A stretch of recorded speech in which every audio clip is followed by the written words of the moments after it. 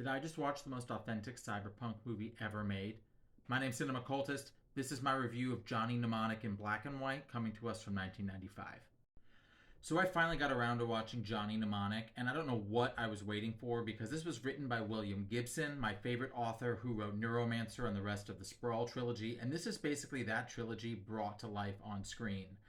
I screened it on Blu-ray in the director's preferred black and white grading that was released 2 years ago, and I think that black and white adds a rich timelessness and flair to the whole thing that takes it from what would be dated graphics into what instead seems almost poetic and artful.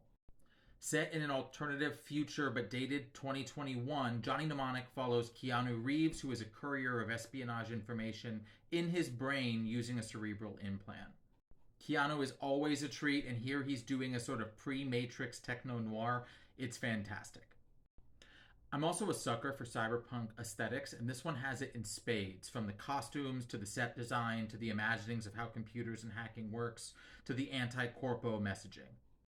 Sure, it's campy and it's full of the clunkiest dialogue, but that doesn't really matter, and the story and visual flair are the full embodiments of so many cyberpunk novels I've liked. So if you like William Gibson or Neil Stephenson, or if you've liked the Alien movies or Blade Runner, you're going to love this one, I promise. Also, there is legendary level casting. Outside from Keanu, you've got Takeshi Kitano from all of the action movies coming out of Hong Kong. You've got Black Flag's Henry Rollins playing a cyberpunk Ripper Doctor. Dolph Lundgren as some religioso person who's also a cyberpunk mecha guy.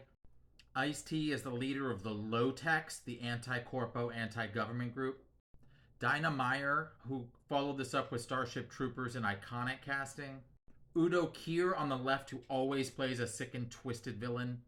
And my man Keanu himself, who just knocks it out of the park. This movie has so many concepts from Gibson's novels, and they're just so fun to see on screen. It's got hacking, it's got neural implants, it's got artificial intelligence, it's got cybernetic sickness, it's got cyberspace spirits that have been imaged from dead people, it's got interspecies communication. You name it, this movie's got it. And if you want to see absolutely any of this on screen, don't hesitate. Also, while this is broadly available in color, I watched it for the first time in black and white, and I cannot speak highly enough for how that black and white regrade looks. It's fun, it's dense, it's dark. It feels like if David Lynch's Eraserhead met Ridley Scott's Blade Runner met John Carpenter's Escape from New York. If you could imagine what that unholy union would be, that's what this is. The effects also benefit considerably from the additional contrast, which brings a timelessness to what otherwise would feel very dated. That being said, I loved this, and I will definitely be watching it again in color sometime soon. All things considered, I give Johnny Mnemonic 4 stars. Definitely worth watching the first time. Definitely worth watching again. It's available on black and white on Blu-ray, and it's available in color to rent on every major platform. My name's Devin. I'm Cinema Cultist. Follow me for more cult reviews, old and new.